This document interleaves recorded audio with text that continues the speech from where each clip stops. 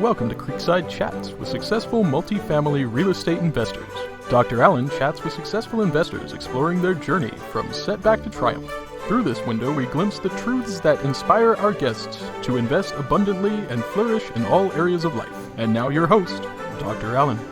Welcome to Creekside Chats with successful multifamily real estate investors. I'm your host, Dr. Allen. My guest today helps real estate investors make the most important financial choice of the next decade. He is the only broker in his county to have won the Triple Crown of Investment Brokerage, Dealmaker of the Year, Transaction of the Year, and CCIM of the Year. His book, Building Legacy Wealth, a top San Diego apartment broker, shows how to build wealth through low-risk investment property and live a life worth imitating, was recently published. I'm pleased to welcome to the show, Terry Moore. Delighted to be here with you. Thank you. Well, glad to have you, Terry. Just briefly, as we were talking, I did mention that I had read your book, and I was very impressed with the writing. I was very impressed with the message, and I would highly recommend your book to anybody who is not just interested in real estate, but anybody who is really interested in developing legacy wealth, and particularly, though you talk about wealth, the importance of your book is really legacy. And where I would like to start today is I'm interested in your background. You did a whole lot of things in your life, from hardware store to shopping center developer.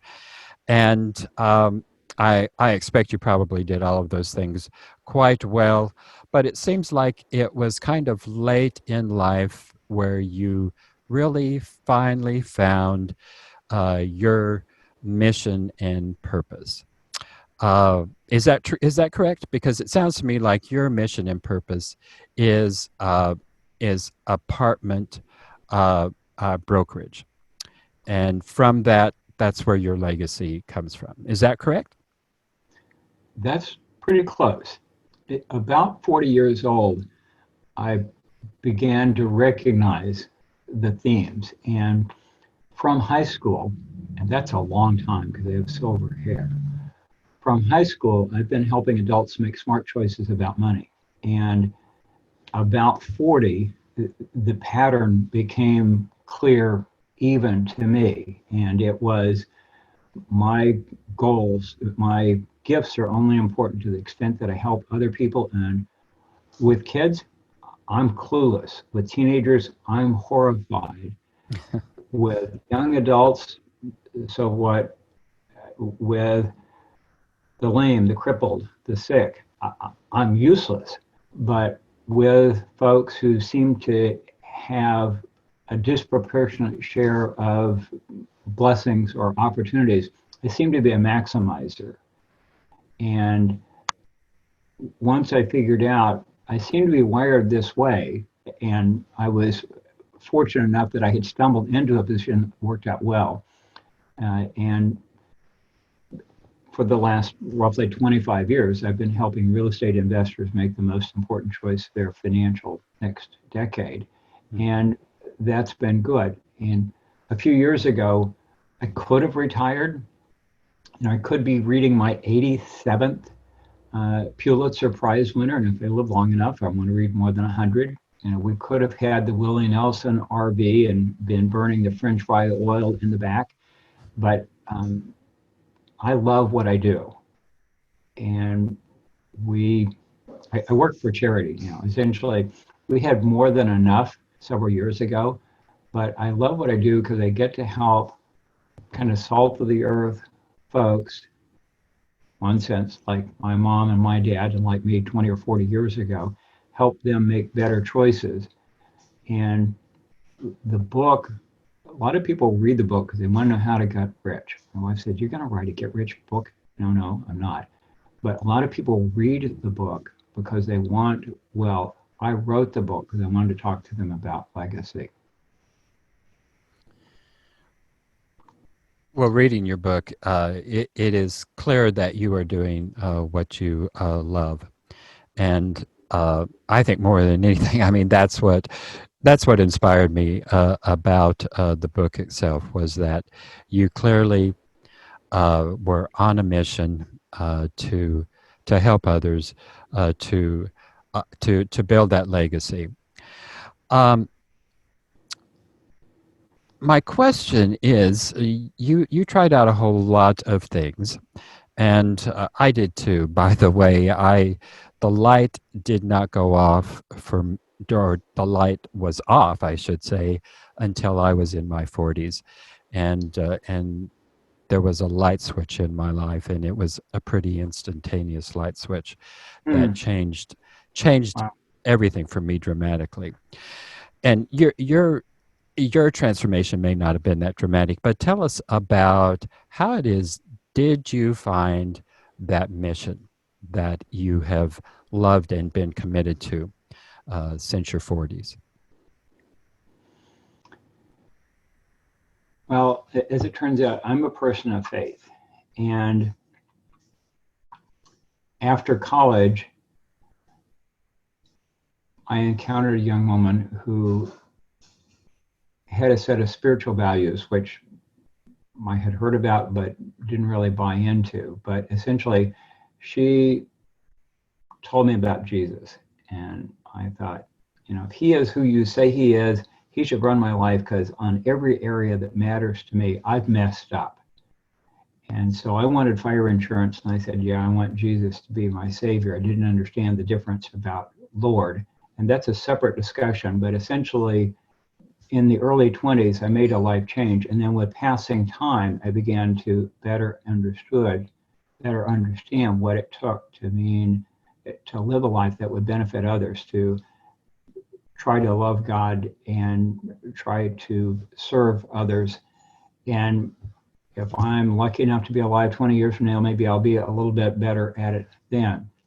But essentially, yeah, I worked with the world's biggest bank, and I was such an arrogant snot. I thought I was God's gift to banking. I got fired for being a rectum. I thought you could only get fired from a bank for being incompetent or crook.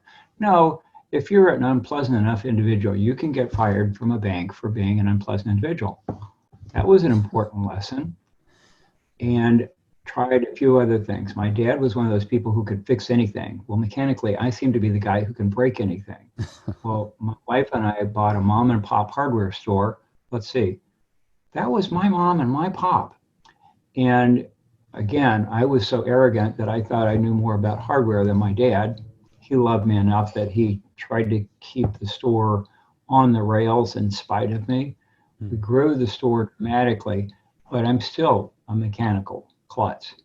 But I learned some lessons, and in a variety of different ways, I stumbled and fumbled and began to figure out there's certain things I should not do. Certain kind of power tools, not just electric things with a cord, but there's certain kinds of power things that I need to stay away from. I'm dangerous with email, for example. And so now I get people who are wiser and more thoughtful than I am to read a lot of my stuff before I put it out to the public, to make sure that it's presentable and that it's not going to embarrass them or me. But with passing time, I figured out, there's certain things that I can do well and other things I need to be protected against. And it was around 40 that I got a clue about I value learning. I'm the self-appointed reader for the people around me. In the last 3 years, I've read 140 books. I hope I'll read 50 nonfiction books this year. And part of the joy of that is not just feeding my little head, but to the extent that I could occasionally, in interacting, say, hey, that's a good idea. You should consider Laura Christensen's book about you're going to outlive your grandparents, a long, bright future. And here's why you might like this book, or the book Quiet, Susan Cain. Given who you are, you might find this interesting. Introverts and extroverts and ambiverts. So I love trying to relate to people, help them. I'm on a slightly different path. And so if I can figure out something which will be of benefit to someone else, then I'm the self-appointed reader for the people in my circle. Lots of people read more and fancier and better books than I do, but occasionally I can help people get a little bit closer to what they want to do. And as they began to put those pieces together, I figured out that this works. Used apartment buildings are, well, they're not really very exciting, but the people who own used apartment buildings, they're leaders. Most of them would say, I'm not a leader, but they are. If you influence somebody's home and their family, you're an impactful person, whether you signed up to be one or not. Maybe you just wanted to get rich, but when you impact somebody's kitchen and bathroom and their rent, and you're there to decide, you're out, dude, you can't pay, or yeah, you've been a good person for several years, I'll cut you some slack. The people that I serve may not have set out to be impactful, that may not have been part of their notion, but I can invite or suggest or challenge them to a broader vision, and that's pretty fun. I can't do what my clients can do, but occasionally I can help them. Abraham Lincoln's phrase was, the better angels of our nature. Try to help them be a slightly better version of them, or at least mention to them that they could do it differently if they wanted to. And that's fun for me. Well, it sounds like in your case, finding that mission that is so much a part of your life was kind of a gradual process, and there wasn't this instantaneous moment there. But was there a moment in time in your life when you were finally doing this, that a light went on and you said, wow, this is really what I've been meant to do? Because somewhere you made that decision. Can you pinpoint a time when that really happened? Or I'm not sure it was a light switch moment like yours. For me, it was kind of the fog gradually lifting and beginning to see a shape. And then with passing time, it became slightly more clear. Mm-hmm. When I got into investment real estate, it started out as a job, and then it became a career. And then eventually I discovered it was a calling. So it was a process of events. Peter Drucker thinks of him, or thought of himself, as America's foremost leader in management. And he believes that part of what was really helpful to him is when he would have a difficult choice, he would take the time to think about what was going on, and he would write down, I'm going to do X instead of Y, and I'm hoping and expecting that A, B, C, and D will happen. And then 6 or 9 or 12 months later, he would get out his journal and he would read it and say, I did that thing. What did it work? What happened? And over 20 years, he began to figure out, I'm wired for this, I should stay away from that. Warren Bennis, who considered himself God's gift to leadership, also talked about reflection. He was an enthusiast of Carl Jung, but he also was keen on reflection. Well, fortunately, when I was in high school, there was a student teacher in our English class, and she invited us to journal. And as it turned out, I've journaled for most of the last 40 years. And I'm such a pack rat, I found part of my high school journal within the last week, and I was flipping through it. What a naive, sweet young child I was. But I stumbled onto some things that were pretty good. And hopefully I've outgrown some of the not so good. But for me, it was a gradual revelation. Journaling and reflection have been good. It's kind of like a spiral staircase. You come to the same point, but you're in a different spot. You can't step in the same stream twice. The water has changed, you're different. But the journaling has helped me recognize patterns. And when I have a bruised forehead, I can say, I don't need to hit that wall again. I think maybe I should try to go around the wall this time. But I don't always get it the first time, and the second time. My writing coach, his mom challenged him to make new and different mistakes. Don't keep doing the same stupid thing over and over again. Try to learn a different way to do it. And that's part of how it's worked with me. You mentioned your high school journals and just recently discovering those. I'm wondering if, as you look back through those, I mean, uh, if I were to look back on things I wrote and did in high school, I'd be probably embarrassed to death. But I'm wondering. The statute of limitations have passed for you and me. We kind of got away with it. I hope we've learned something from it. I hope so. But my question is, as you reflected back on those high school journals, did you see seeds of your mission forming when you were in high school, even though it was totally out of your awareness? Yeah, in high school, I didn't know there was such a thing as a real estate broker, much less a real estate broker specialized in income property. Yeah. But But some of the the seed that principles, the seed that I'm asking about is your mission to help people develop legacy.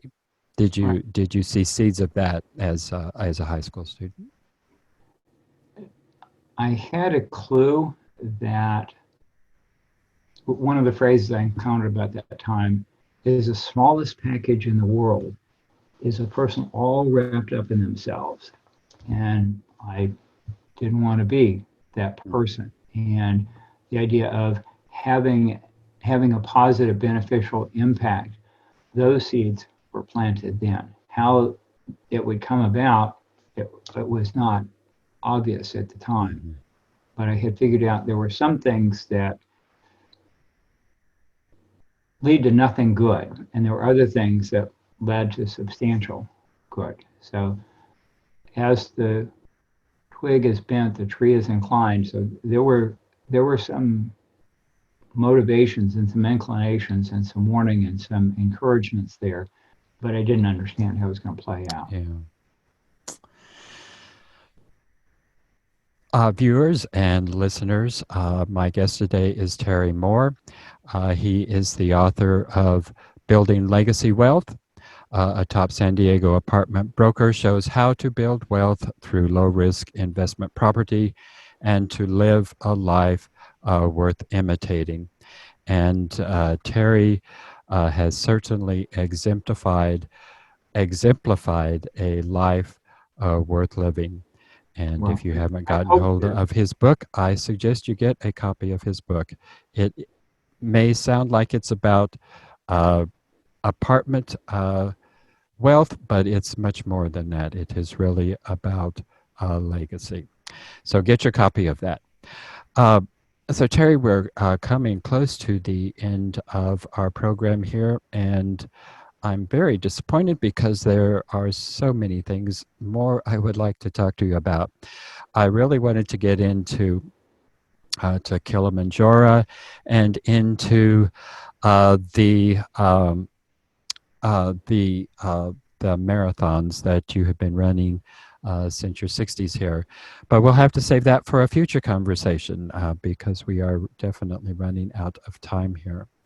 I do have one last question, but before I get to that last question, tell our viewers and listeners how they can get in touch with you.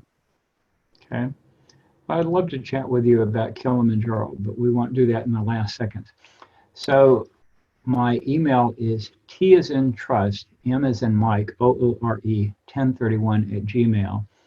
And my website is San Diego Apartment Broker. Apartment is singular, broker is singular. San Diego Apartment Broker. And my cell number is 619-889-1031.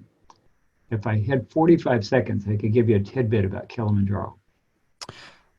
I'd rather save it for an in-depth conversation because it's a Great. fascinating story. Folks, if you haven't got your copy of Building Legacy Wealth, go out and get it today. You can get it electronically, or you can get a hard copy of it there. Terry, my last question is, when you come to the end of life's journey, which I hope is many years from now, how do you want your epitaph to read?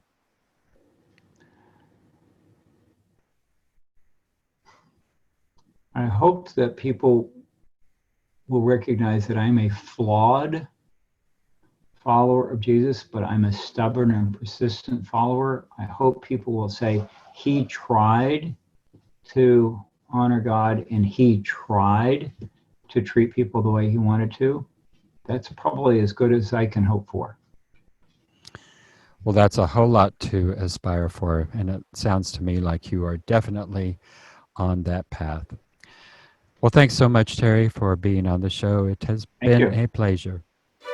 Thank you for tuning in to Creekside Chats with successful multifamily real estate investors, brought to you by Steed Talker Capital. Steed Talker Capital works with both new and established investors nationwide, creating opportunities to flourish in all areas of life. As part of our efforts to make the world a better place, Steed Talker Capital contributes to activities and organizations committed to better understand the equine. These endeavors attempt to enhance the human treatment of horses worldwide. Steed Talker Capital, working for a world where all creatures great and small flourish abundantly. For resources to enhance your well-being through multifamily real estate investment, connect with us online at capital.steedtalker.com.